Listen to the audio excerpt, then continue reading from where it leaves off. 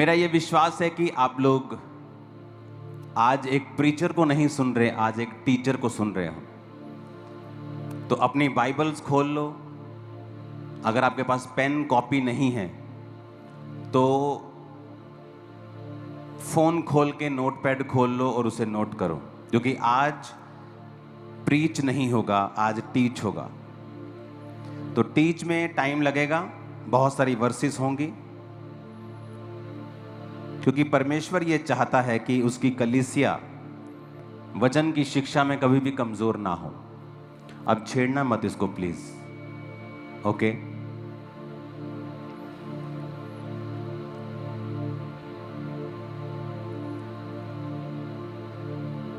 एक बात दिमाग में आपको रखनी होगी कि परमेश्वर जो है वो एक सा है, वो बदला नहीं। शुरू से लेके अब तक पुराने नियम में कुछ चीजें अलग थीं, नए नियम में अलग थीं, लेकिन परमेश्वर चेंज नहीं हुआ। पुराने नियम में भी वो कहता था व्यभिचार ना कर, नए नियम में भी वो कहता है। पुराने में भी वो कहता था अपने माता पिता का आदर कर, अब नए नियम में भी वो यही कहता है।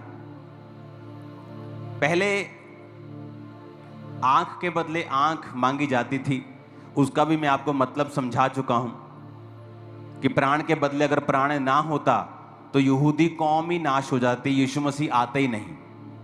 तो यीशु मसीह को बचाने के लिए, उस बीज को बचाने के लिए परमेश्वर ने ऐसा कहा था कि अपने दुश्मन से बदला लेना, और आंख के बदले आंख और प्राण के बदले प्राण, ताकि तुम्हारी कौम बची रहे, ताकि मेरा जो उद्धार करता है, मेरा बेटा जो है, मैं खुद जो आने वाला हूं, मैं आ सकूं।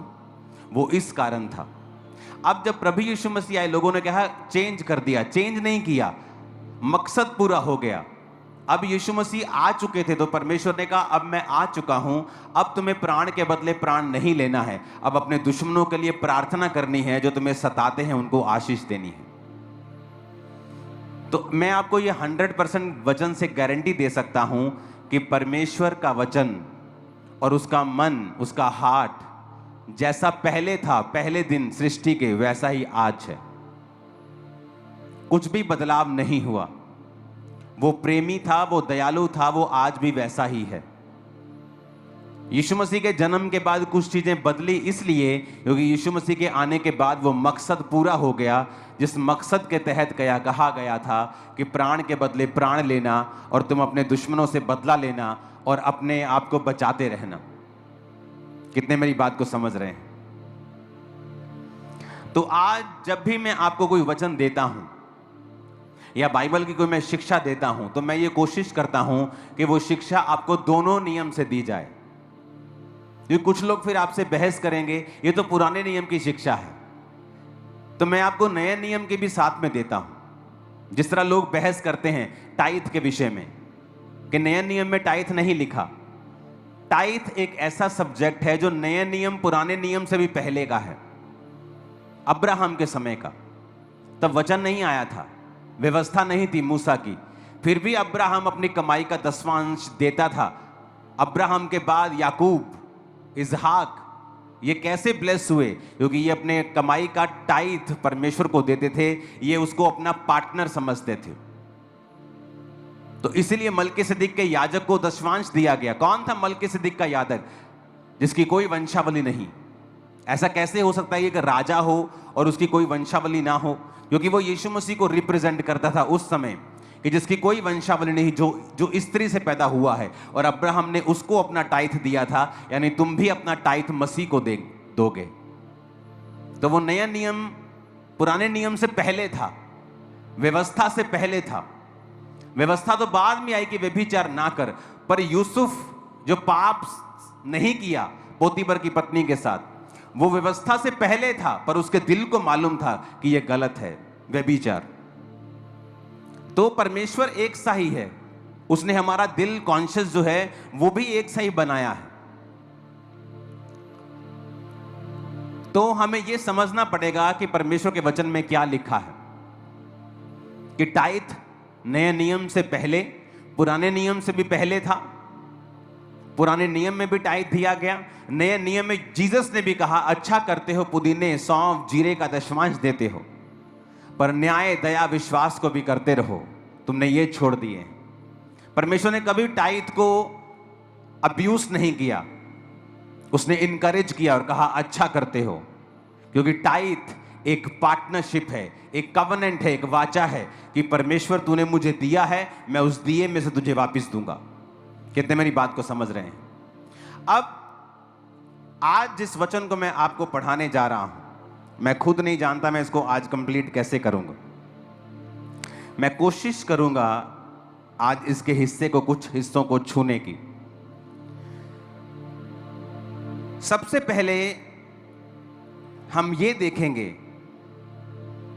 कि जिन वचनों को लोग आज मिस इंटरप्रेट करते हैं, उन्हें परमेश्वर किस रीति से बोलता है। आज जो कुछ लोग अज्ञानता फैलाते हैं, अज्ञान के आड़ में, वो है ज्ञान नहीं, वो एक्चुअल में अज्ञानता है। तो हम ये समझेंगे कि बाइबल उस विषय में क्या कहती है। वचन कहता है, पौलुस जब वचन सुनाता था तो लोग घरों में जाके बाइबल खोल के जांच करते थे कि क्या ये वचन सही है जो पौलुस सुना रहा है। लेकिन आज की कलीसिया ऐसी है क्या कि आप घर जाके खुद भी इन वचनों को पढ़ें, क्या सच में मैंने सच बोला है, क्या सच में मैंने सही कहा है। आप खुद भी पवित्र शास्त्र में जांच पड़ताल करें कि जो वचन आपको प्रीच किया जा रहा है कि वाकई ऐसा है। आज लोगों को वचन का मालूम नहीं, वो इधर से कुछ सुनते हैं, यकीन कर लेते हैं, फिर इधर से कुछ बोलता है, यकीन कर लेते हैं। उनको ये नहीं पता कि ये जो बोल रहा है या ये जो बोल रहा है परमेश्वर क्या बोल रहा है, क्योंकि मुझे तो इसी बात से मतलब है कि परमेश्वर क्या बोल रहा है। लोग क्या कह रहे हैं, आप क्या कह रहे हैं, मैं क्या कह रहा हूं, क्या मतलब क्या फर्क पड़ता है। मैं भी इंसान हूं, आप भी इंसान हैं, जो बोल रहे हैं वो भी इंसान हैं। फर्क तब पड़ता है जब हम ये समझ जाएं कि परमेश्वर क्या कहता है। अगर मुझे ये मालूम हो जाए कि परमेश्वर क्या कहता है, फिर मुझे कोई परवाह नहीं, चाहे 10 लाख लोग कुछ भी कहें। कितने इस बात से एग्री करते हैं? आज हम पढ़ेंगे कि परमेश्वर का वचन क्या कहता है फादर्स के विषय में। आज फादर डे है, शायद ये परमेश्वर ने ही चुना है आज का दिन, क्योंकि उसको मालूम था कि आज ये वाला जो टॉपिक है ये मैं आपके साथ शेयर करने वाला हूं। मुझे तो मालूम भी नहीं था पिछले संडे के अगले संडे फादर डे है, लेकिन मैं ये जानता हूं कि परमेश्वर ने ये वचन आप लोगों के लिए आज दिया है। सबसे पहले हम फादर को पढ़ते हैं उत्पत्ति 2 उसकी 24 आयत में। मैं आपको वचन समझा दूं, उसके बाद हम आगे चलेंगे।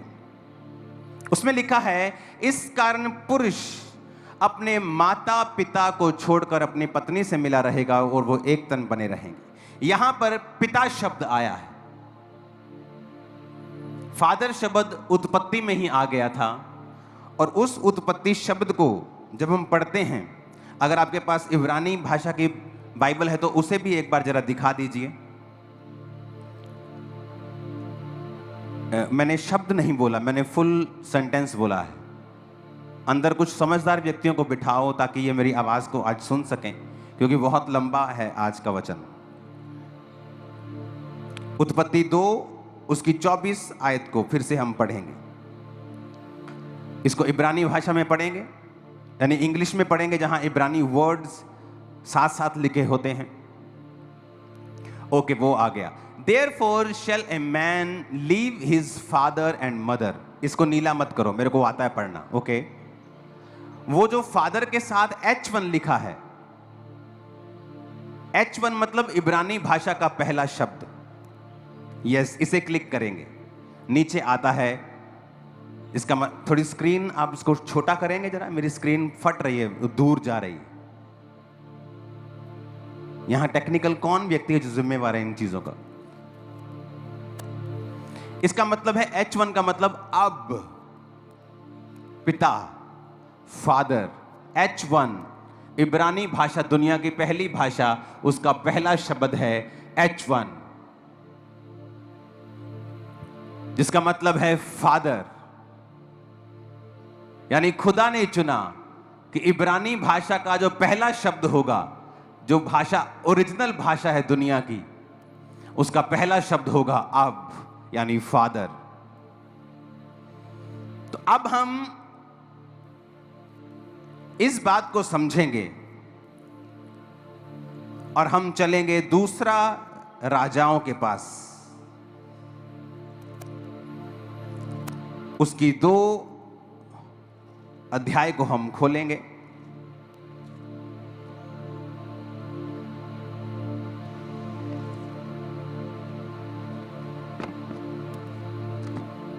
आज जिन लोगों को प्रीचिंग सुनने की आदत है, कृपया हमें माफ कर दें, क्योंकि आज आप आराम से सुनेंगे, थोड़ा टाइम लगेगा, क्योंकि टीचिंग में अलग तरह का मसा होता है। दूसरा राजा उसकी 2 अध्याय उसकी 1 आयत।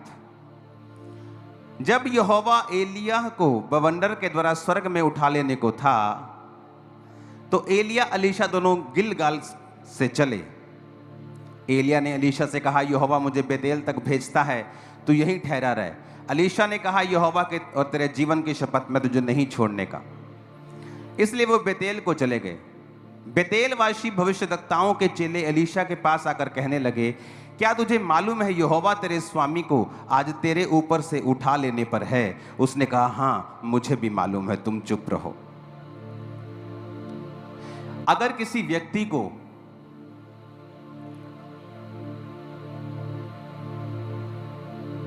आप जानना चाहते हैं, आप उसके शब्दों से उसे जानते हैं। बाइबल कहती है, जो तुम्हारे मन में भरा हुआ है वही तुम्हारे मुंह के ऊपर होगा।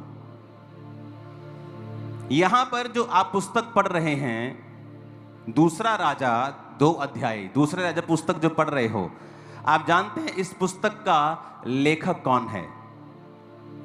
इस पुस्तक का जो लेखक है वो है प्रॉफेट यिर्मयाह। यिर्मयाह, यशाया, यहोजकेल, दानियल, these are the major prophets. इन्हें मेजर प्रॉफिट्स कहते थे। अबोधा, मीका, योना, these are the minor prophets. इन्हें माइनर प्रॉफिट्स कहते थे। तो ये जो मेजर प्रॉफिट्स बाइबल में जो लिखे हैं, यशाया, यिर्मयाह, दानियल, यहोजकेल, तो एक मेजर प्रॉफिट ने ये पुस्तक लिखी है। आप लूका की पुस्तक पढ़ें, सब पुस्तकों में लिखा हुआ है, और परमेश्वर ने उसको चंगा किया। लेकिन लूका एक डॉक्टर था, लूका एक वैद्य था। जब लूका अपनी पुस्तक को लिखता था तो उसने लिखा है, प्रभु यीशु मसीह ने अपना हाथ इस पर रखकर इसको चंगा किया। उसने पूरी डिटेल में हीलिंग लिखी है। अगर आपको हीलिंग अच्छी तरह से पढ़नी, यीशु मसीह ने अपना हाथ इस पर रखकर इसको चंगा किया, उसने पूरी डिटेल में हीलिंग लिखी है। अगर आपको हीलिंग अच्छी तरह से पढ़नी है तो लूका की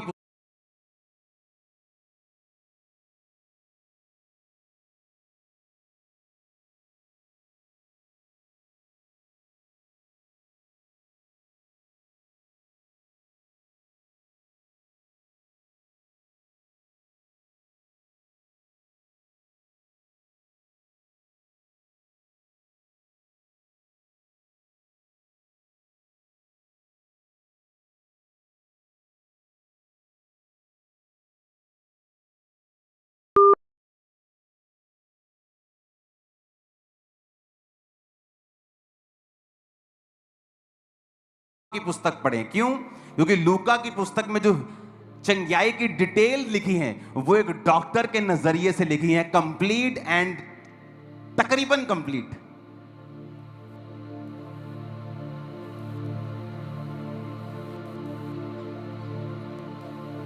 हम सब एक जैसे हैं, पर अगर एक मछुआरा डिटेल को लिखेगा वो उस तरह से नहीं लिख पाएगा जिस तरह से डॉक्टर लिख देगा।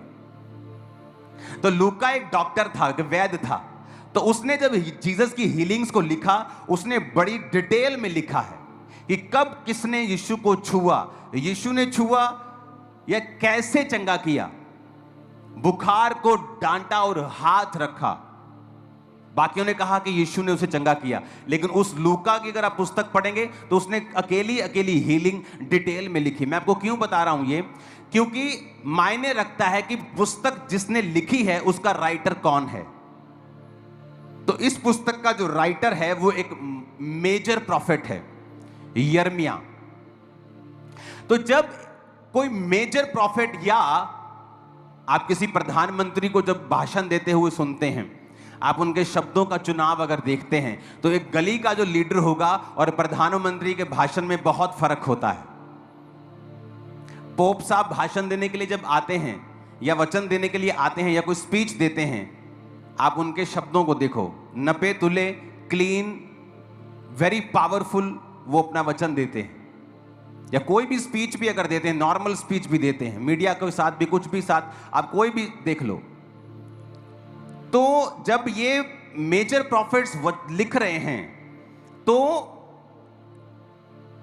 इनके वचन पढ़ने जरूरी है कि ये किस तरह से लिख रहे हैं। अब ये यिर्मयाह क्या कह रहा है, कहता बेतेलवासी भविष्यद्वक्ताओं के चेले अलीशा के पास आकर कहने लगे।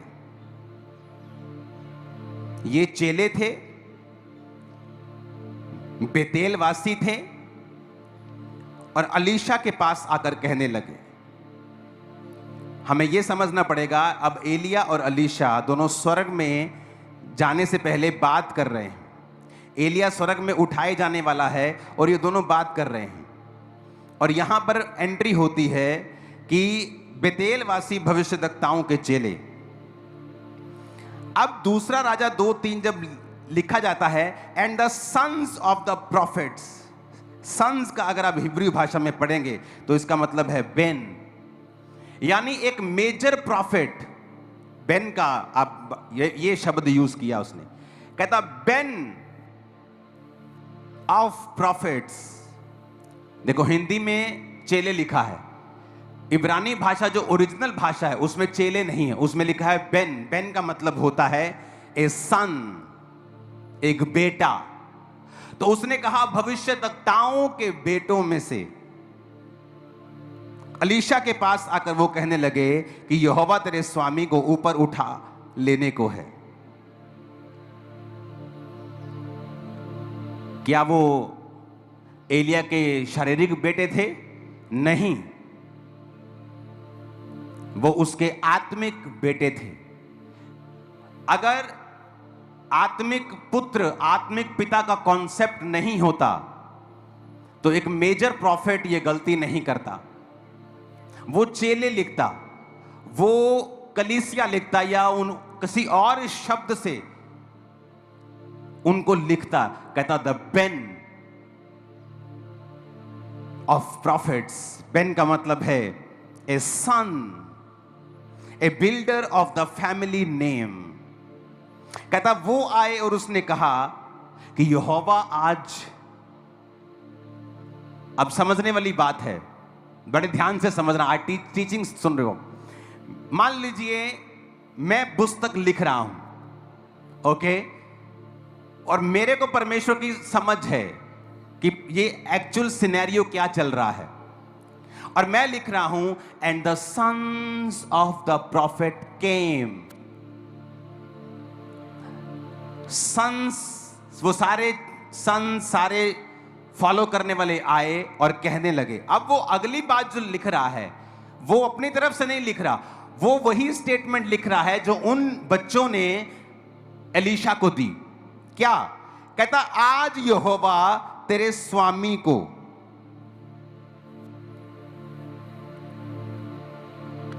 आज यहोवा तेरे स्वामी को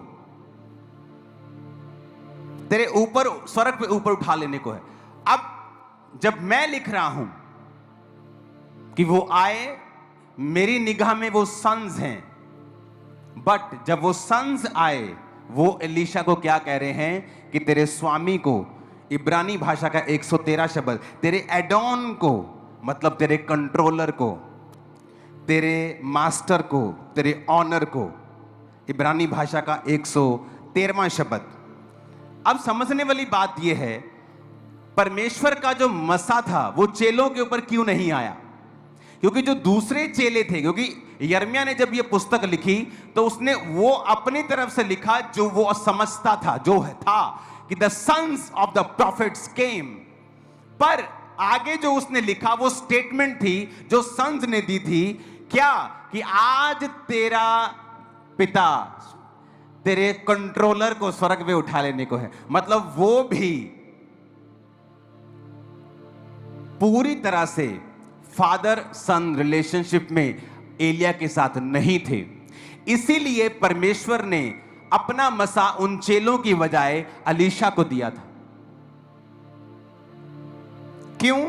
बाइबल कहती, जब वो 11 आयत में लिखते हैं, देखते हैं, जब वो चलते चलते बात कर रहे थे। कौन? एलिया, अलीशा।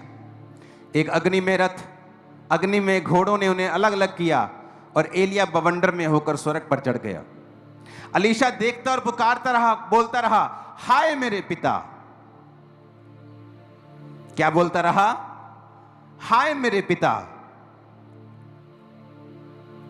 इसको इब्रानी भाषा में पढ़ेंगे, ये वही पिता शब्द है। लोग बोलते शायद उसने बुजुर्ग कहा हो, शायद उसने कुछ अलग कहा हो। ये वही शब्द है, H1, अब। वही शब्द जो प्रभु के मुंह से निकला था कि इंसान अपने माता पिता को छोड़कर, ये वो वचन है जो खुदा के मुख से निकला था। अब यही वचन एलीशा ने कहा, हाय मेरे पिता, हाय मेरे अब। तो बाइबल कहती, जब वो पुकार रहा था तो एलिया की जो चद्दर थी वो नीचे गिर गई, और जब उसने उठाई तो वो मसा और वो आत्मा अलीशा के ऊपर ठहर गया। अलीशा ने कहा, एलिया कहता, आज मुझे स्वर्ग पे उठा लेने को, तू चला जा। अलीशा मना करता रहा। जब उसने बार बार मना किया तो उसने, एलिया ने कहा, तुझे क्या चाहिए बता। उसने कहा, मुझे तेरी आत्मा का दुगना भाग चाहिए। बहुत से लोगों को पता क्या लगता है? दुगना भाग मतलब अगर एलिया के पास 100 मसा था तो अलीशा के पास 200 था। ऐसा नहीं है। पुराने नियम में जो बड़ा बेटा फैमिली का होता था उसको दुगना हिस्सा मिलता था। अगर मान लीजिए मेरे पास 1 किलो सोना है और मेरे 10 बच्चे हैं, मैं सबको 100-100 ग्राम दे दूंगा। लेकिन जो बड़ा बच्चा होता था उसको 100 ग्राम नहीं मिलता था, उसको 200 ग्राम मिलता था। तो वो जो 10 बच्चे होते थे उनके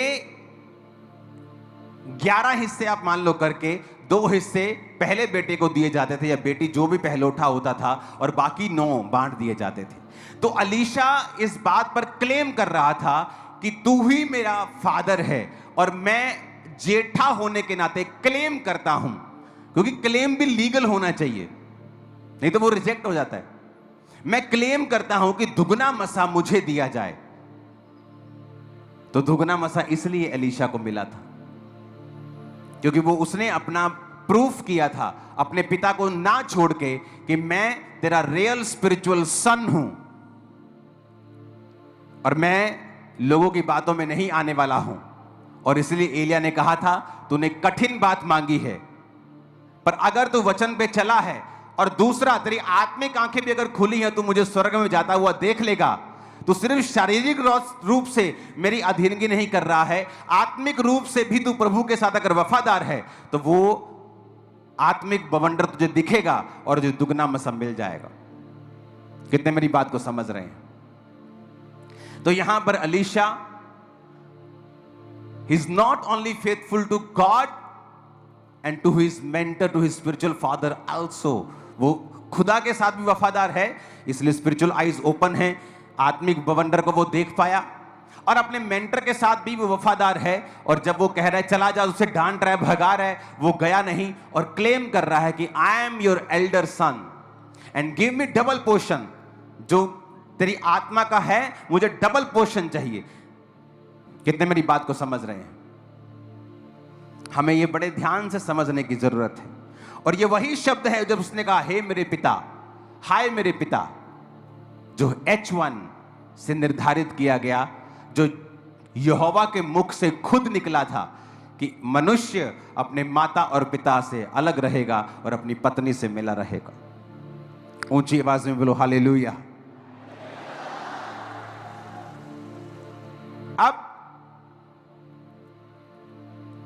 14 आयत में लिखा था, अब उसने एलिया की वो चद्दर जो उससे गिरी थी पकड़कर जल पर मारी और कहा, एलिया का परमेश्वर यहोवा कहां है?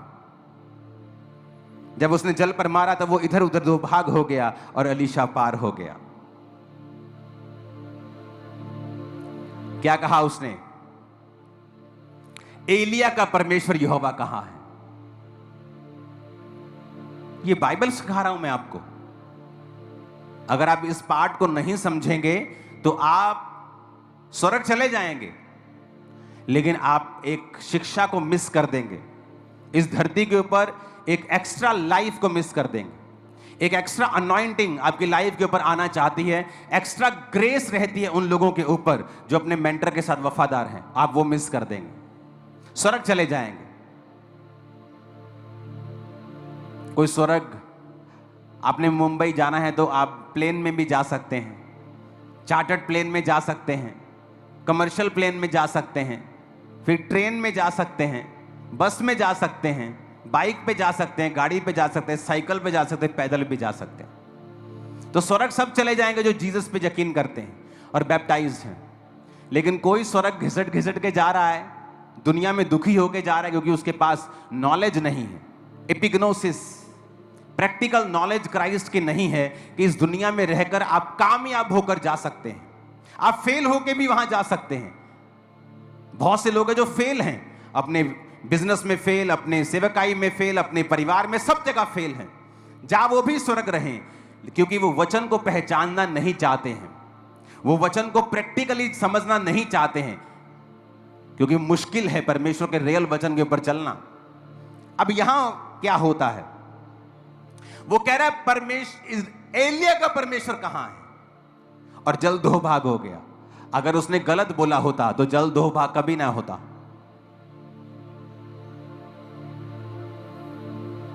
अगर उसने गलत बोला तो जल दो भाग कभी ना होता। आज आप लोगों को ट्रोल करना शुरू करते हैं, ये प्रार्थना में भी मैन ऑफ गॉड का नाम ले रहा है। वो प्रार्थना में जो मैन ऑफ गॉड का नाम ले रहा है, वो उसको परमेश्वर नहीं कह रहा, वो एलिया की तरह प्रार्थना, एलीशा की तरह प्रार्थना कर रहा है कि खुदावन जो ग्रेस एलिया के ऊपर थी, तेरा धन्यवाद करते, वो ग्रेस हमें चाहिए। और जल को उसने माना कि एलिया का परमेश्वर। वहां अगर ये सदूकी फरीसी आज के होते तो कहते ले एलिया दा परमेश्वर किथे, तू सीधा ही कह यहोवा किथे, तू क्यों कह रहे एलिया दा परमेश्वर किथे, तू सीधा परमेश्वर का नाम नहीं ले सकता। पर आज के जो सदूकी फरीसी हैं, वो कभी स्पिरिचुअल जो नॉलेज है उसे नहीं समझ सकते। अगर वो समझ चुके होते तो उन कंडीशंस में ना होते जिन कंडीशंस में वो हैं। उसने कहा एलिया का परमेश्वर कहां है। ये एक ब्यूटीफुल रिलेशनशिप है, बहुत ब्यूटीफुल। इतना ब्यूटीफुल रिलेशनशिप ये परमेश्वर ने बनाया है कि परमेश्वर ने इब्रानी भाषा, इस दुनिया की पहली भाषा का पहला शब्द अब्बा, अब चुना है, फादर। क्योंकि ये ब्यूटीफुल रिलेशनशिप प्रभु को मालूम था कि नॉट ओनली ये सिर्फ फिजिकल नहीं है, एक संसारिक बाप के साथ नहीं है, ये मेरे साथ भी लोगों की होगी, अपने स्पिरिचुअल मेंटर्स के साथ लोगों की होगी, और अपने फादर्स के साथ भी लोगों की होगी। इसलिए परमेश्वर ने इस शब्द को चुना। कितनों को समझ आ रही है? ओके। अब जब हम ये समझते हैं कि प्रभु की इच्छा क्या है, तो हम ये भी समझते हैं कि पुराने नियम में भी वो वैसा ही था, तो नए नियम में वैसा ही था। आज जब ये प्रचार किया जाता है, पहला कुरिन्थिया 4 उसकी 15 और 16 आयत कहता, यदि मसीह में सिखाने वाले तुम्हारे 10,000 भी होते तो तुम्हारे पिता बहुत से नहीं, इसलिए कि मसीह यीशु में सुसमाचार के द्वारा मैं पिता हुआ। अब लोग पता क्या कहते हैं, जब पौलुस कह रहा है कि मैं सुसमाचार सुनाया तुमको और तुम्हें पैदा किया है, जिस तरह एक संसारिक मां जब तुम्हें पैदा करती है तो जच्चा की पीड़ाएं सहती है, पौलुस कहता मैं भी तुम्हें जब पैदा करता हूं तो जच्चा किसी पीड़ाएं सहता हूं। वो क्या है पीड़ा? एक पास्टर का विरोध होता है। क्यों होता है? उसने कौन सी शराब पी है, या उसने कौन सा डाका डाल दिया है। आपके गली मोहल्लों में जो आपको भाषण देके जाते हैं, उनमें 900 कमियां होंगी, पर उनका विरोध नहीं होता। लेकिन मसीह लोगों का विरोध क्यों? जीवित चर्च का विरोध क्यों? क्योंकि वो एक जच्चा की पीड़ा है जो हमें सहनी पड़ती है, अपने लिए थोड़ी है। मुझे क्या है, मैं सेटल्ड हूं, मैं किसी भी फॉरेन कंट्री में जाऊं, मैं वेल सेटल्ड हूं, मैं आराम से अपनी फुल लाइफ जी सकता हूं बिना काम की। लेकिन जब आप बच्चे पैदा करते हैं स्पिरिचुअल, तो आपको जच्चा किसी पीड़ाएं होती हैं। अगर जच्चा किसी पीड़ाएं होती हैं तो हमें हक है कि लोग हमें स्पिरिचुअल फादर कहें, और परमेश्वर भी ऐसा ही कहता है। मैं चैलेंज करता हूं इस डॉक्ट्रिन के ऊपर, क्या बाइबल से सिखाएं कि कहां यह गलत है, क्योंकि अभी ये पूरी नहीं हुई, अभी सुनना ध्यान से। पौलुस कहता है सुसमाचार सुनाने के द्वारा मैं तुम्हारा पिता हुआ। अब लोग पता क्या कहते हैं, पौलुस गलत हो सकता है, और उसका उदाहरण दे सकते हैं कि पौलुस जीसस के साथ नहीं रहा, क्योंकि जीसस ने भी कहा था कि धरती पर अपना पिता किसी को मत कहना। ओके, आज हम पढ़ेंगे जीसस ने क्या कहा। मत्ती 23 अध्याय को हम पढ़ेंगे। आज हम देखेंगे सब वर्सेस को कि जीसस ने ऐसा क्यों कहा, क्योंकि पौलुस क्या कह रहा है हमें यह मानना है, जीसस ने ऐसा क्यों कहा हमने यह देखना है। उसमें लिखा है, अगर आप ये कैमरा मेरे पास लेके आए, क्योंकि मैं नहीं जानता लोगों के पास कौन सी बाइबल है, अगर आप मेरे पास एक कैमरा लेके आए तो 23 अध्याय की जो शुरुआत होती है तो ऐसे दिखाएगा ना काके। देखो क्या लिखा है, जूम कर, और ये मोटा मोटा काला काला क्या लिखा है, ऊंचा पढ़ो, फरीसियों का पाप। ये बाइबल मैंने तो नहीं लिखी, ये वचन जो है, जब जीसस क्राइस्ट जिस अध्याय में बात कर रहे हैं उस अध्याय का शीर्षक है फरीसियों का पाप। ओके, तो हमें यह पढ़ने की जरूरत है, जब भी आप बाइबल पढ़ें या जो बाइबल टीच करते हैं वो ये देखते हैं कि जब एक वचन बोला गया है वो किस कॉन्टेक्स्ट में बोला गया है, वो कब बोला गया है। जब बोला गया था उस समय आसपास का जो वातावरण था वो क्या था और वो क्यों बोला गया था। अगर आप इस बात को नहीं समझेंगे आप अधूरे ज्ञानी हैं, और अधूरा ज्ञान खतरनाक होता है। फरीसियों का पाप, ये जो अध्याय है 23, जीसस क्राइस्ट ने फरीसियों की क्लास लगाई है इसमें। सुनो अब आगे। तब यीशु ने भीड़ से और अपने चेलों से कहा, अब यहां पर भीड़ भी है, चेले भी हैं, लेकिन बात हो रही है फरीसियों के पाप की। कहता, शास्त्री फरीसी मूसा की गद्दी पर बैठे हैं, जो तुम्हें वो कहें वो कहना करना और मानना, परंतु उनके से काम मत करना, क्योंकि जो खुद वो कहते हैं वो करते नहीं। इस वचन को पढ़ेंगे, कोई पढ़े इस वचन को, 23 उसकी एक आयत से, क्वायर में से पढ़े कोई, ध्यान से समझना इसे। तब यीशु ने भीड़ से और अपने चेलों से कहा, शास्त्री और फरीसी मूसा की गद्दी पर बैठे हैं, इसलिए वे तुमसे जो कुछ कहें वह करना और मानना, परंतु उनके से काम मत करना, क्योंकि वे कहते तो हैं पर करते नहीं। ऊपर लिखा है फरीसियों का पाप, नीचे सब लोग बैठे हैं, चेले बैठे हैं, प्रभु यीशु मसीह उन्हें शिक्षा दे रहे हैं। और क्या कह रहे हैं, 2 आयत में फिर से पढ़ेंगे। जीसस ने कहा, शास्त्री और फरीसी मूसा की गद्दी पर बैठे हैं, इसीलिए वे तुमसे जो कुछ कहें वह करना और मानना, परंतु उनके से काम मत करना, क्योंकि वे कहते तो हैं पर करते नहीं। वे एक ऐसे भारी बोझ को जिनको उठाना कठिन है बांधकर उन्हें मनुष्यों के कंधे पर रखते हैं, परंतु स्वयं उसे अपनी उंगली से भी सरकाना नहीं चाहते। वे अपने सब काम लोगों को दिखाने के लिए करते हैं। वे अपने ताबीज़ों को चौड़ा करते और अपने वस्त्रों को कोरे बनाते हैं। भोज में मुख्य मुख्य स्थान और सभा में मुख्य मुख्य आसन, बाजारों में नमस्कार और मनुष्य में रब्बी कहलाना उन्हें भाता है। किसकी बात हो रही है? फरीसियों की। सदूकियों की। फरीसी और सदूकी, परमेश्वर कहता है कि ये लोग दिखाने के लिए काम करते हैं, दिखाने के लिए प्रार्थना करते हैं, मुख्य मुख्य आसनों पर जाकर बैठते हैं। तुम इनके जैसे काम मत करना। हाँ, आगे 8 आयत 9 आयत 8 पढ़ेंगे। परंतु तुम रब्बी ना कहलाना, क्योंकि तुम्हारा एक ही गुरु है और तुम सब भाई हो। पृथ्वी पर किसी को अपना पिता ना कहना, क्योंकि तुम्हारा एक ही पिता है जो स्वर्ग में है। और स्वामी भी ना कहलाना, क्योंकि तुम्हारा एक ही स्वामी है, अर्थात मसीह। जो तुम में बड़ा हो वह तुम्हारा सेवक बने।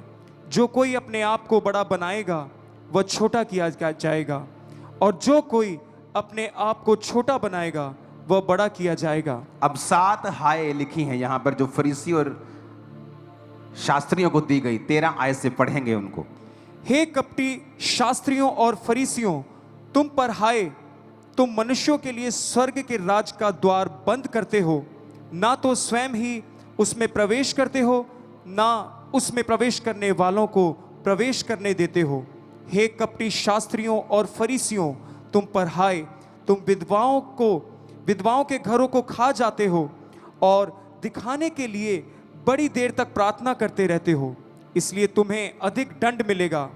हे कपटी शास्त्रियों और फरीसियों, तुम पर हाय, तुम एक जन को अपने मत में लाने के लिए सारे जल और थल में फिरते हो, और जब मत में वह आ जाता है तो उसे अपने से दूना नारकीय बना देते हो। हे अंधे अगवो, तुम पर हाय, जो कहते हो कि यदि कोई मंदिर की शपथ खाए तो कुछ नहीं, परंतु यदि कोई मंदिर के सोने की सौगंध खाए तो उससे बन जाएगा। हे मूर्खों और अंधो। कौन कह रहा है मूर्खों और अंधो? कौन कह रहा है? प्रभु यीशु मसीह कह रहे हैं। कहता है हे मूर्खों, हे अंधो। आज का अगर कोई सदूकी फरीसी प्रभु को सुन रहा होता, कहता ले तू आप है ना जिद्दां तेनू सारे उद्दां दे दिखदे आ। पर परमेश्वर कह रहा है हे मूर्खो, हे अंधो, तुम पर हाय। 7 हाय दी।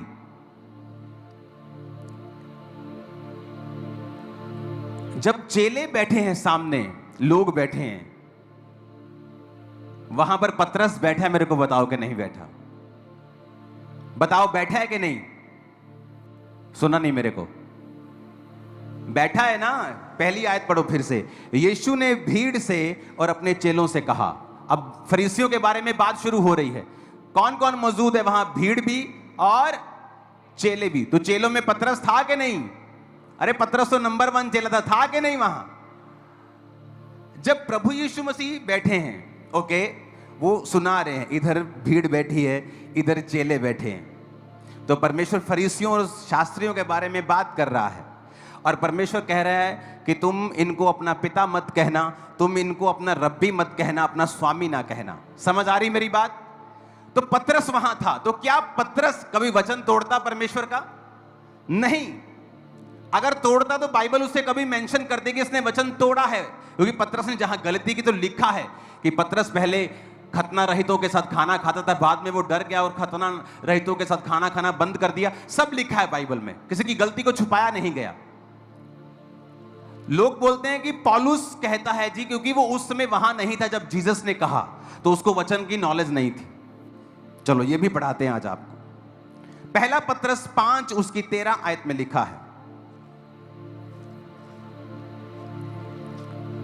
ये पतरस ने लिखी है, वही पतरस जो उस समय जीसस के सामने बैठा था। पहला पतरस 5 उसकी 13 आयत में लिखा है, जो बेबीलोन में तुम्हारे समान चुने हुए लोग हैं, वह और मेरा पुत्र मरकुस तुम्हें नमस्कार कहते हैं।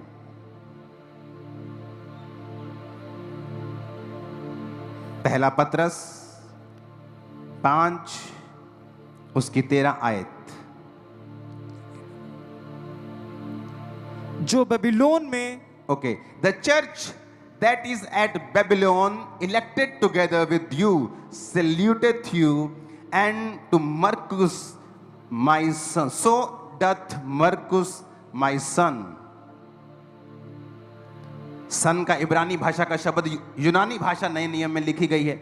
यूनानी भाषा का मतलब है 5207 शब्द, इसका मतलब है उहियोस, मतलब सन, मतलब लिखने में कोई गलती नहीं हुई है। दिखा दो एक बार इब्रानी यूनानी भाषा का 5207। स्क्रीन को थोड़ा कम करो, मेरी स्क्रीन को, मेरे मालूम नहीं लोगों की स्क्रीन कैसी है, नेक्स्ट टाइम ध्यान रखना इस चीज का। उहियोस मतलब सन। अब मरकुस आपको मालूम होना चाहिए कि वो जीसस क्राइस्ट का चेला था, वो पतरस का शारीरिक पुत्र नहीं था। अगर जीसस ने कहा कि धरती पर पिता नहीं कहना, तो पतरस वहां पे क्यों कहेगा मैं और मेरा पुत्र मरकुस तुम्हें नमस्कार कहते हैं? वो नहीं कहेगा, क्योंकि परमेश्वर ने कहा ही नहीं है अपनी आत्मिक लोगों को। उसने तो फरीसियों सदूकी को कहा है, जो विरोध करते हैं ना आत्मिक मदर फादर का, वो एक्चुअल में फरीसी सदूकी, उनको परमेश्वर ने कहा है कि तुम पिता मत कहलवाना। वो एक्चुअल में सदूकी फरीसी है, क्योंकि उनको शौक था लोग हमारी इज्जत करें। क्योंकि जब पाप माफ करवाने होते थे तो सदूकी फरीसियों के पास लोग जाके तौबा करते थे। परमेश्वर कहता है ऐसे मत बनना। अब अगर आपने पाप माफ करवाने हैं तो मैं ये नहीं कहता हूं मेरे पास आओ, मैं तुम्हारे लिए प्रार्थना करूंगा। मैं आपको बोलता हूं जाओ और खुदा से प्रार्थना करो, वो तुम्हारे पाप माफ करेगा, क्योंकि वो तुम्हारा परमेश्वर है। अब बदल गया है, लेकिन आत्मिक शिक्षा चेंज नहीं हुई है। यहां पर पतरस कह रहा है मैं और मेरा पुत्र मरकुस तुम्हें नमस्कार कहते हैं। अगर जीसस ने ऐसा कहा तो फिर एक और बात उसने कही है, कहता फिर धरती पर किसी को रब्बी और टीचर भी ना कहना। फिर अपने टीचर को टीचर क्यों बोलते हो तुम लोग? हैप्पी टीचर डे क्यों करते? बंद कर दो, क्योंकि जीसस ने कहा धरती पर फिर टीचर भी किसी को नहीं बोलना। पर तुम सिर्फ पिता के पीछे क्यों पड़े हो? क्योंकि तुम शैतान से हो, और तुम इस ब्यूटीफुल जो रिलेशनशिप है, जो एक आत्मिक परमेश्वर ने कलीसिया को एक गिफ्ट दिया है, तुम उसे खराब करना चाहते हो, जबकि ये होगा नहीं। तो परमेश्वर ने भी यही कहा है कि धरती पर रब्बी ना कहना। रब्बी कौन थे? सिखाने समझाने वाले। टीचर ना कहना किसी को। अगर आप इस शब्द को यूनानी भाषा में पढ़ेंगे तो उसने कहा धरती पर किसी को टीचर ना कहना, तो आप क्यों हैप्पी टीचर डे बोलते हो? फिर अगर उसने कहा कि धरती पर अपना पिता किसी को नहीं कहना, तो फिर अपने पिता को पिता क्यों कहते हो? घर पे अपने पिता को ब्रो क्यों नहीं कहते हो? कह के देखो एक बार डैडी को, ए ब्रो, तो डैडी जुत्ती लेकर तुम्हारा ब्रो सीधा कर देगा पूरा। अगर जीसस ने कहा कि धरती पर अपना पिता किसी को नहीं कहना, तो वही जीसस मत्ती 19 में, वही सेम जीसस क्राइस्ट मत्ती 19 की 17 में क्या कहते हैं? कहता, पढ़ना इसको क्वायर में से कोई, 17 में, यीशु ने उससे कहा, इसके बाद पढ़ो मत्ती 19 उसकी 17। तब यीशु ने उससे कहा, तू मुझसे भलाई के विषय में क्यों पूछता है? भला तो एक ही है, पर यदि तू जीवन में प्रवेश करना चाहता है तो आज्ञाओं को माना कर। उसने उससे कहा, कौन सी आज्ञाएं? यीशु ने कहा, यह कि हत्या न करना, व्यभिचार न करना, चोरी न करना, झूठी गवाही न देना, अपने पिता और अपनी माता का आदर करना। अब ये बताओ, अगर जीसस ने कहा कि धरती पर अपना पिता किसी को नहीं कहना, वो अपने मुंह से फिर क्यों कहेगा अपने पिता और माता का आदर कर? क्योंकि जीसस क्राइस्ट जब ये वचन दे रहे थे चेलों को, सदूकियों और फरीसियों के बारे में, वो उनके बारे में शिक्षा दे रहे थे। वो तो खुद ये कह रहे हैं कि एक आदमी आके प्रभु से कहता है मुझे आज्ञा सिखा। कौन सी आज्ञा है? व्यभिचार ना कर पुत्र, ठीक है प्रभु। चोरी ना कर, ठीक है। अपने माता पिता का आदर कर। अगर जीसस ने कहा है कि माता कहना ही नहीं, पिता कहना ही नहीं, तो फिर वो क्यों कहेगा अपने माता और पिता का आदर कर? तो हमें यह समझना पड़ेगा कि जब वो वचन दिया गया, वो फरीसियों के ऊपर 7 हाय दी गई हैं मत्ती 23 में। फिर फरीसियों के पीछे परमेश्वर क्यों लग गया? क्योंकि वो फरीसियों के लिए वचन था कि तुम पर हाय, हे मूर्खो, हे अंधो, जाओ अब जीसस को ट्रोल करो। ना जीसस को परवाह है, ना उसके चेले को परवाह है। हालेलुया।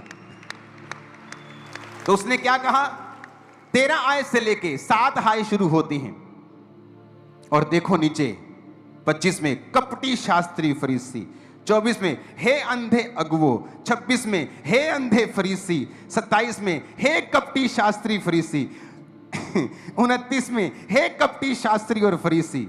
जीसस कह रहे हैं देखो, हर वचन के साथ अंधा, मूर्ख, अंधा अगुआ, कपटी शास्त्री, खे कपटी शास्त्री फरीसी। परमेश्वर से क्यों कहते? क्योंकि वो कपट से वचन प्रचार करते थे, अपने फायदे का वचन प्रचार करते थे। कितने मेरी बात को समझ रहे हैं? आज मैं आपके लिए प्रेयर नहीं करने वाला हूं, इसलिए आज मैं लंबा वचन तैयार करके आया हूं। मुझे मालूम है ये वचन आपको सदा के लिए डिलीवर कर देगा और शैतान आपकी लाइफ से शर्मिंदा होगा।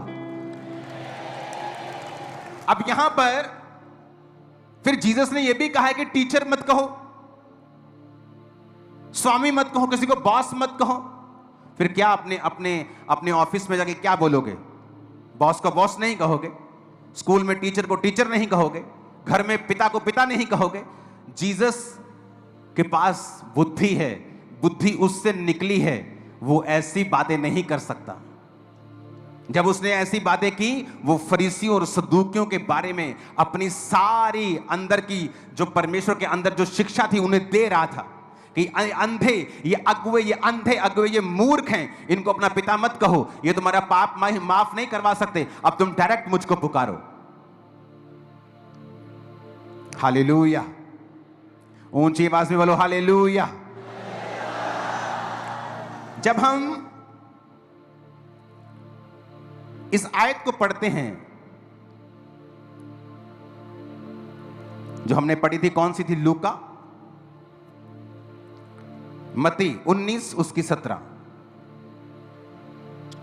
एक चीज मैं आपको फिर से दिखाना चाहता हूं, मत्ती 19 उसकी 17। उसने उससे कहा, तू मुझसे भलाई के विषय में क्यों पूछता है?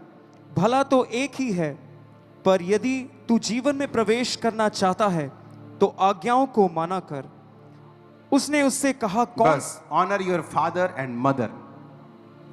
अब हम पढ़ेंगे पहला तिमुथियुस 1 उसकी 2 आयत को।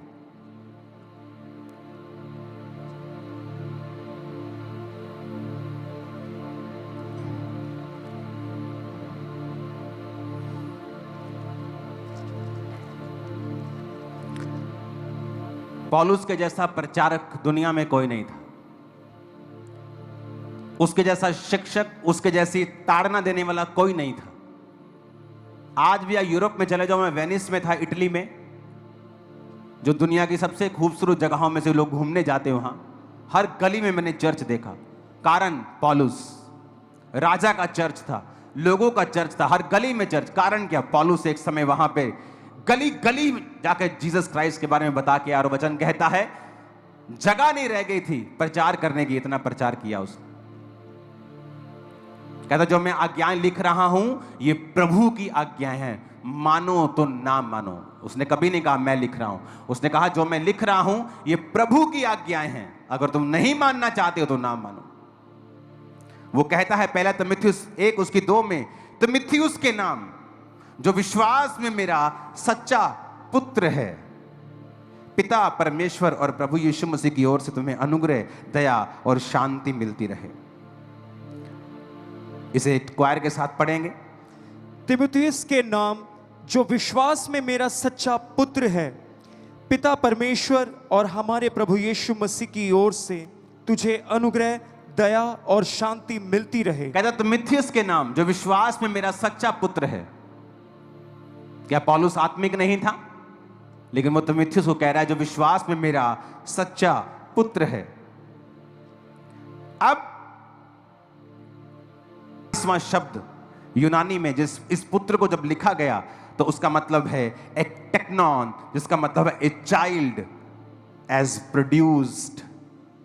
लोगों को लगता है कि शायद वो सांकेतिक भाषा में बोल रहा होगा, उसने ऐसा सच में नहीं कहा होगा, सांकेतिक भाषा में, क्योंकि वो बुजुर्ग था या बड़ा था इसलिए वो ऐसा बोल रहा होगा।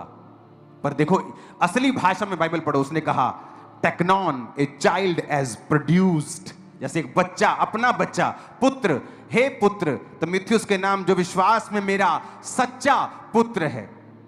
पतरस कहता है मैं और मेरा पुत्र मरकुस, मरकुस उसका पुत्र नहीं था, आत्मिक पुत्र था, मैं और मेरा पुत्र मरकुस कलीसिया को नमस्कार कहते हैं। आई सल्यूटेड यू, मैं तुम्हें ग्रीट करता हूं, मैं और मेरा पुत्र मरकुस। ऊंची आवाज में बोलो हालेलुया। फिलेमोन 1 उसकी 10 आयत को पढ़ेंगे। कहता मैं अपने बच्चे एनीमुसुस को लिए, ये कौन कह रहा है?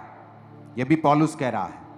हम पतरस को पढ़ गया, पौलुस को पढ़ लिया, एलिया को पढ़ लिया, अलीशा को पढ़ लिया और जीसस को भी हमने पढ़ लिया।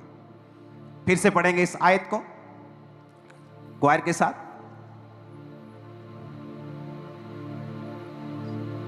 फिलेमोन 1, जब फिलेमोन पुराने नियम में तो नहीं ढूंढ रहे तुम लोग आज टीचिंग में सबके पोल खुलने वाली है।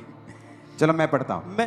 हाँ पढ़ो। मैं अपने बच्चे उनेसिमुस के लिए जो मुझसे मेरी कैद में जन्मा है तुझसे विनती करता हूं, वह तो पहले तेरे कुछ काम का ना था पर अब तेरे और मेरे दोनों के बड़े काम का है। अब पौलुस बंदा है कि जनानी है? दसो हैं? पर की कह रहे हो? दोबारा पढ़ना जरा। मैं अपने बच्चे उनेसिमुस के लिए जो मुझसे मेरी कैद में जन्मा है। आदमी कह रहा है, आदमी कहता मुझसे मेरी कैद में जन्मा है, जब मैं जेल में था मैंने इसको जन्म दिया है। अरे भाई तूने कैसे जन्म दे दिया? तू तो आदमी है। और कैसे संबोधित कर रहा है, मैं अपने बच्चे उनेसिमुस के लिए जो मुझसे मेरी कैद में जन्मा है तुझसे विनती करता हूं। पौलुस कह रहा है अगर आप बच्चों को जन्म दे सकते हैं तो आप स्पिरिचुअल फादर हैं। अगर मैं मैरिड हूं और मेरी वाइफ है तो हम दो नहीं हैं, हम एक ही हैं। लेकिन आप अपनी मेरी वाइफ को स्पिरिचुअल फादर थोड़ी बोलेंगे, आपके अंदर सेंस भी खुदा ने दी है, आप उसे मदर कहेंगे। मैं अपने स्पिरिचुअल फादर की वाइफ को स्पिरिचुअल मदर बोलता हूं, सिस्टर नहीं बोलता। कोई इसे ना जाने तो अपनी मूर्खता के कारण ना जाने, लेकिन यहोवा का वचन यही कहता है। मैं आपको चैलेंज करता हूं वचन के बीच से। कहता मैं अपने बच्चे उनेसिमुस के लिए जो मेरी कैद में मुझसे जन्मा है।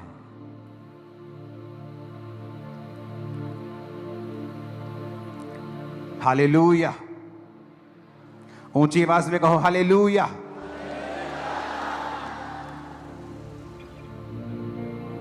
और अगर इस शब्द को पढ़ेंगे हम, ओके ये भी साथ में पढ़ाएंगे हम।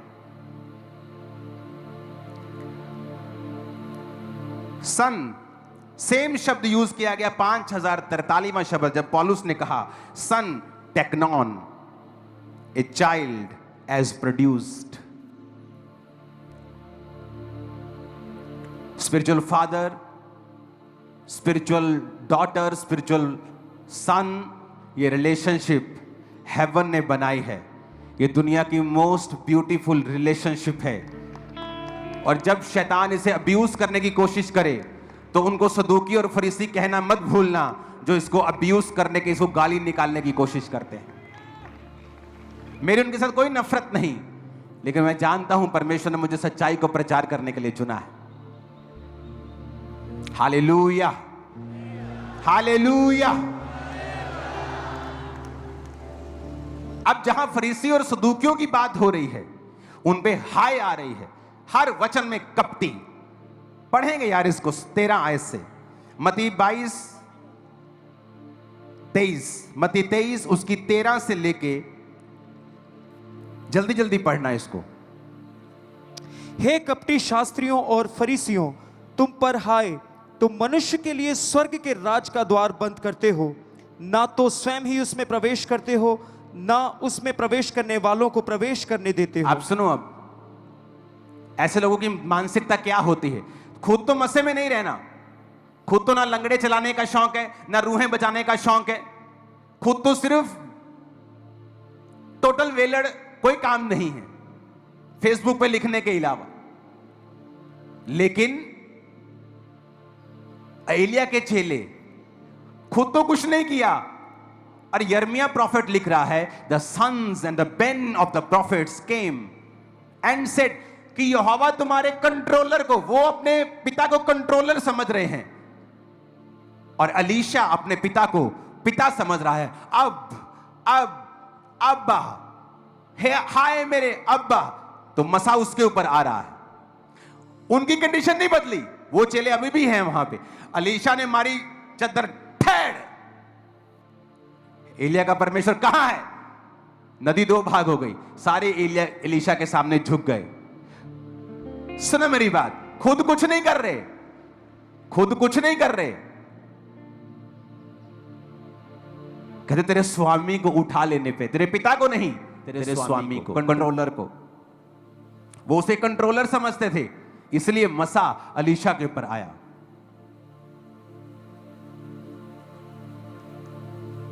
मैंने प्रार्थना की, खुदाबंद जो ग्रेस मेरे स्पिरिचुअल फादर के ऊपर मुझे चाहिए, मैंने बहुत प्रेयर्स की हैं, लेकिन आज जब वचन की कमी होती है, आप ऐसी प्रार्थना करने वाले को भी डांटते हो, और जिसने प्रार्थना की होती है अगर उसमें वचन की कमी है, वो भी इस बात के लिए डर जाता है। उसने कहा एलिया का परमेश्वर कहां है, और मारा चद्दर को और दो भाग कर दिया। वहां अगर सदूकी फिर तो बोलते ए क्या एलिया एलिया लगाई, वो चला गया, तू क्यों नहीं कहता कि यहोवा कहां है? क्योंकि वो रिलेशनशिप को नहीं समझते हैं, वो स्वामी समझते हैं, कंट्रोलर समझते हैं एलिया को।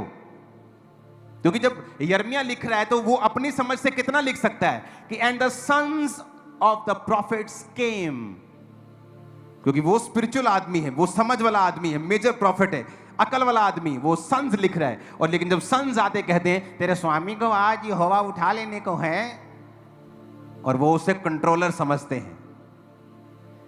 और अलीशा जब वो उठा लिया जाता है तो ये नहीं कहता स्वामी हाय मेरे स्वामी, वो कहता है अब्बा, हे हाय अब्बा। आज हेवन आपके लिए ओपन हो रहा है चर्च।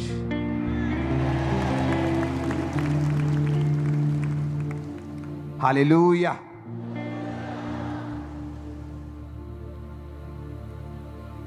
जब वो शब्द यूज कर रहे हैं तो इब्रानी भाषा का 113वां शब्द यूज कर रहे हैं, आज यहोवा तुम्हारे एडोन को उठा लेने पे। इब्रानी भाषा का 113वां H113 कि आज स्वामी तेरे एडोन को उठा लेने पे है। कंट्रोलर, ऑनर, क्योंकि वो यिर्मयाह नहीं लिख सकता अपनी तरफ से कि आज यहोवा तुम्हारे पिता को, क्योंकि वो गलत नहीं लिख सकता, वो वही लिख सकता है जो वो सुन रहा है। जो उसने नहीं सुना वो अपनी समझ के अनुसार लिख रहा है। And the sons of the prophets came. आप मेरी बात समझ रहे कि नहीं? वो अपनी समझ जो उसके अंदर स्पिरिचुअल है उसके मुताबिक सही लिख रहा है कि सन्स ऑफ द प्रॉफिट्स केम।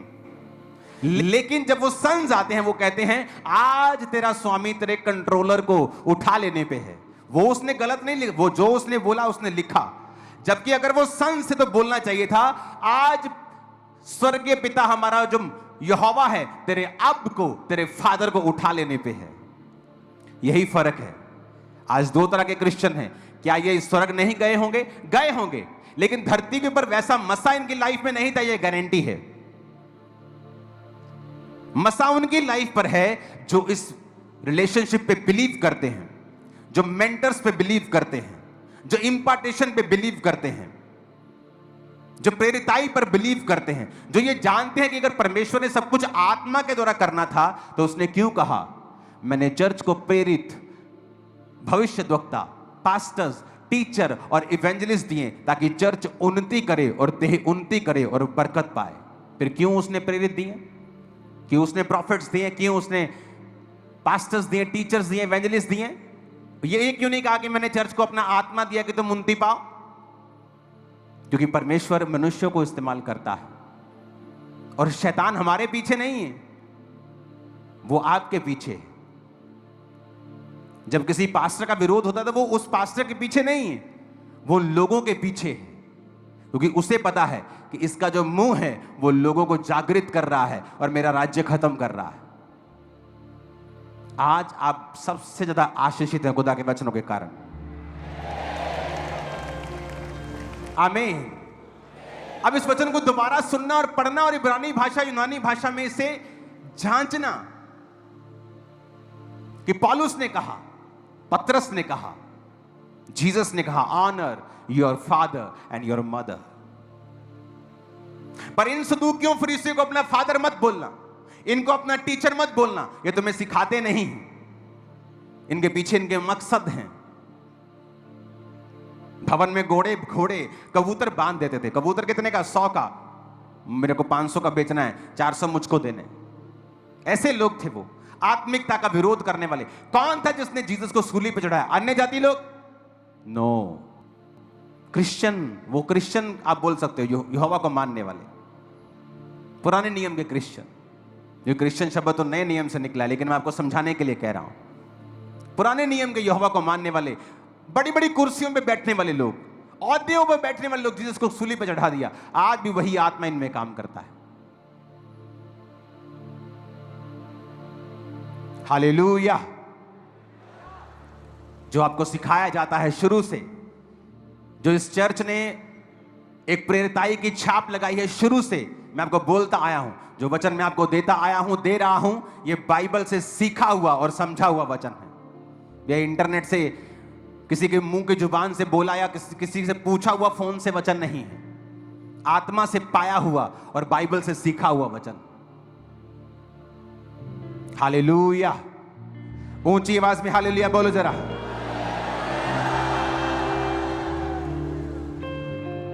और यही शिक्षा है जो परमेश्वर ने आपको देनी थी आज, कि एक ब्यूटीफुल रिलेशनशिप खुदा ने दी है।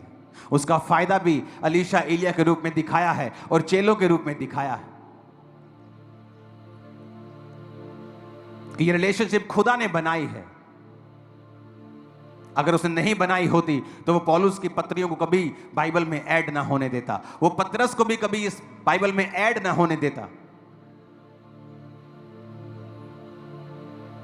हालेलुया। जब एलिया उठाया जा रहा था, उसने कहा हाय अब, हाय एडॉन नहीं, हाय मेरे मालिक, हाय मेरे कंट्रोलर, हाय मेरे स्वामी नहीं, हाय अब। हाय अब इब्रानी भाषा का पहला शब्द, हाय मेरे पिता, हाय मेरे पिता। पौलुस एक बच्चे के बारे में बताता है कि उन्नीस मेरी कैद में मुझसे जन्मा है, और फिलेमोन को वो पत्री लिख रहा है। तीमुथियुस कहता है विश्वास में मेरा यह सच्चा पुत्र है। कलीसिया से कह रहा है तुम्हारे सिखाने वाले 10,000 हैं, परंतु सुसमाचार मेरे द्वारा तुम तक पहुंचा है। तुम मेरे द्वारा, मेरे सुसमाचार के द्वारा प्रभु तक पहुंचे हो, तो सुसमाचार के द्वारा मैं तुम्हारा पिता हूं। वो जानते हैं हमारा स्वर्गीय पिता एक ही है, यीशु मसीह, लेकिन वो आत्मिक बात कर रहा है। मैं कौन हूं? अगर मेरे में से यीशु मसीह को निकाल दो तो मुझे कभी नमस्कार भी मत करना, कभी ग्रेट भी मत करना, कभी फादर भी मत बोलना, कभी ब्रदर भी मत बोलना, मुझे देखना भी मत, क्योंकि ये सारी रिलेशनशिप तब हैं जब मैं जीसस क्राइस्ट के कदमों में बैठा हूं, तब वो मुझे बच्चे पैदा करने की शक्ति दे रहा है। तुम्हें नहीं दे रहा सदूकियों फरीसियों, तुम पर हाय, लेकिन मुझे वो दे रहा है बच्चे पैदा करने की शक्ति। और मैंने बहुत से बच्चे पैदा किए हैं अफ्रीका में ना बहुत बच्चे पैदा होते हैं। तेरे दी वहां मैं अपने स्पिरिचुअल फादर के घर में था, तो वो लड़की के 3-4 बच्चे थे। मैंने कहा बहुत बड़े बच्चे तेरे। कहती मुझे 8 बच्चे करने हैं। तो वहां शौक है बच्चे पैदा करने, मुझे शौक है आत्मिक ज्यादा बच्चे पैदा करने का। तो ये मेरे बेटे और बेटियां हैं, मैं जानता हूं। तुम्हें परमेश्वर ने ग्रेस नहीं दी है तुम अगर बांझ हो तो जलो मत। तुम्हें नहीं दी है ग्रेस, मुझे दी है। पौलुस की कैद में वो जन्मा, फिलेमोन को पत्री लिखता है कि उन्हीं में से मेरी कैद में मुझसे जन्मा हुआ पुत्र है, इसका ध्यान रखना। तीमुथियुस कहता है ये विश्वास में मेरा सच्चा पुत्र है। कलीसिया को कहता है सुसमाचार सुनाने के दौरान मैं तुम्हारा पिता हुआ। पतरस कहता है मैं और मेरा पुत्र मरकुस तुम्हें नमस्कार, तुम्हें सल्यूट, तुम्हें ग्रीटिंग देते हैं। कहां बैठे हो तुम लोग? जो लोग इस वचन का विरोध करते हैं वो उन्हीं सदूकियों और फरीसियों में से हैं जिन पर परमेश्वर ने हाय भेजी है, क्योंकि वो उन्हीं को कहा गया है कि इन्हें अपना पिता मत कहना, इन्हें अपना टीचर मत कहना। तो धरती पर फिर आपको टीचर नहीं कह सकते किसी को, आप अपने पिता को पिता नहीं कह सकते। आपको लगता है कि परमेश्वर आपके पिता को शर्मिंदा करेगा? जिसने जो खुद एक पिता है, क्या आपकी माता को वो शर्मिंदा करेगा?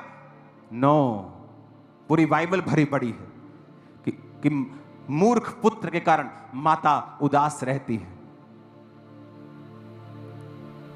जब पुत्र की बड़ाई होती है तो पिता की बड़ाई होती है। अपने पुत्र पर छड़ी चलाने से रुक मत, तू छड़ी चलाकर उसका प्राण बचाएगा। किसके बारे में लिखा है? आत्मिक लोगों के बारे में भी लिखा है। प्रभु में अपने माता पिता के अधीन रहो, किसके बारे में लिखा है? स्पिरिचुअल फादर्स के बारे में। प्रभु में ने अपने माता पिता की अधीनगी करो और अपने माता और पिता का आदर करो। कौन माता पिता? तुम्हारे शारीरिक माता पिता। वो खुद एक पिता है, वो नहीं चाहता तुम अपने पिता की बेइज्जती करो। उसने खुद तुम्हें जना है, वो नहीं चाहता तुम अपनी माता की बेइज्जती करो। तुम्हारे माता और पिता एक ही हैं, क्योंकि वो एक तन है, परमेश्वर ने कहा। अगर तुम अपने पास्टर को फादर कह रहे हो तो उसकी बीवी को मदर कह सकते हो। 100% बिब्लिकल है। परमेश्वर क्या चाहता है कि वो तुम उसे एम्बैरेस करो, अपनी माता को, अपने पिता को अपने घर में? नो, वो बुद्धि का परमेश्वर है, वो गड़बड़ी का परमेश्वर नहीं। ये एक ऐसी रिलेशनशिप है स्पिरिचुअल, जो व्यक्ति इस रिलेशनशिप में बिलीव करते हैं वही हैं अपने पिता, अपने स्पिरिचुअल फादर के मसे के हकदार, और बड़े काम वही करेंगे यीशु मसीह के सामर्थ्य नाम में। ऐसा नहीं कि परमेश्वर किसी को चुन नहीं सकता, वो चुन सकता है, उसे इस्तेमाल कर सकता है। पर पौलुस अपने पहले साल कलीसिया में बिताता है, मेंटर से सीखता है, उसके साथ प्रार्थना ही करता है। कुछ समय तक वो सीखता है। आज मैं जानता हूं शैतान बहुत शर्मिंदा हो रहा होगा।